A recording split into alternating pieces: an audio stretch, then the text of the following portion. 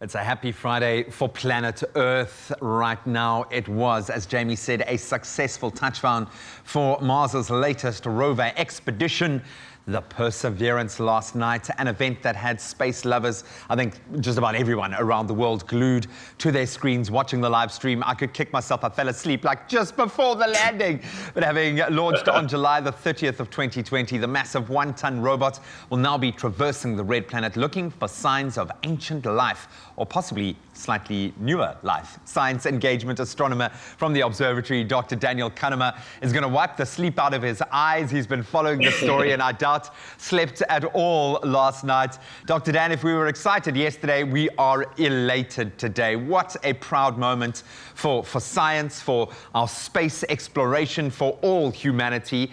Did things go according to plan or as well as everyone hoped? How did it play out last night? Yeah, perfectly. I mean, I don't think a single thing went wrong, and the number of things that had to go right in a row is incredible. For this thing to come into the atmosphere perfectly and on its trajectory, everything sort of happened as it was supposed to happen, on schedule, and landed perfectly, and within minutes was sending photos back, which I think was incredible. It was hard to know whether we would get anything back from the rover, and I think in the coming days we're going to get a lot more. There were 23 cameras on the rover, so I think that they'll probably have some nice coverage of even the landing, which will be coming out in the coming days. In due course. But let's talk about those 7 minutes of terror, as they have been dubbed, with the Perseverance entering the Mars atmosphere. This was obviously a time when a huge amount could go wrong. What was actually happening then, and just how intense was that period, that 7 minutes of terror? Yeah, so the spacecraft had to slow down from 20,000 kilometers an hour all the way down to 3 kilometers an hour in 7 minutes. So at one point it was pulling 10 Gs, so 10 times the force of gravity, trying to slow down. And yeah. It did it in various ways. So firstly, it undocked from the cruise stage, which took it all the way to Mars. It then had to use this heat shield, which you're seeing now, to slow it down using the friction of the atmosphere.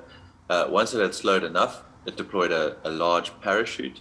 And then at that point, the rover had to select its own landing spot. So somewhere which wasn't too rocky, the landing spot wasn't pre-selected. The rover had to do that itself on the way down. And then once it had selected that, it disconnected from the parachute and the shell, and this craft, the descent craft, flew down with rockets again, like you're seeing now, hovered above the ground and lowered the rover onto the planet with cables. It's an incredibly complex system, which had to work all seamlessly to get it safely onto the surface. And to get those first photos back of the rover with its wheel in the front on the surface of Mars, just completely untouched and in perfect condition, it's mind-blowing. To boldly go. We absolutely love that. So let's talk about the general area that Perseverance's landing site, the Jezero crater. I hope I'm pronouncing that right. Why was this such a great choice for that first landing spot? So the reason they chose the Jezero crater, despite it being a very dangerous place to land, so previously they've looked at very flat, nice areas, so they didn't hit a rock or anything. But this is a dangerous place to land. It's not even. But the reason they've chosen it is because billions of years ago, there was liquid water on Mars. That was something that Curiosity, the previous rover, confirmed. So this crater was once an ancient lake bed. You can see evidence of the water running there.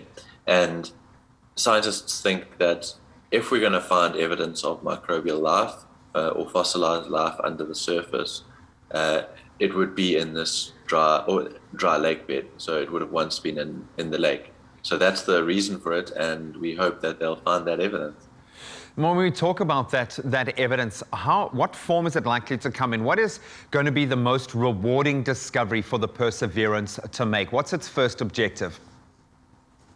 So what it's going to do is drill into the core. It's going to collect these little core samples, which are going to we're actually going to bring back to Earth.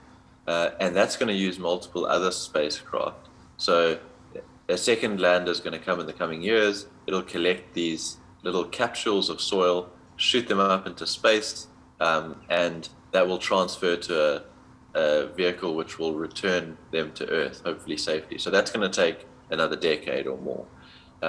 And here we'll be able to analyze them in detail. And we'll be looking for signs of life. So, if the life has DNA, then, little fragments of DNA. Otherwise, we'll be looking for little compounds or elements that have formed into the proteins or something which is indicative of life. I love it.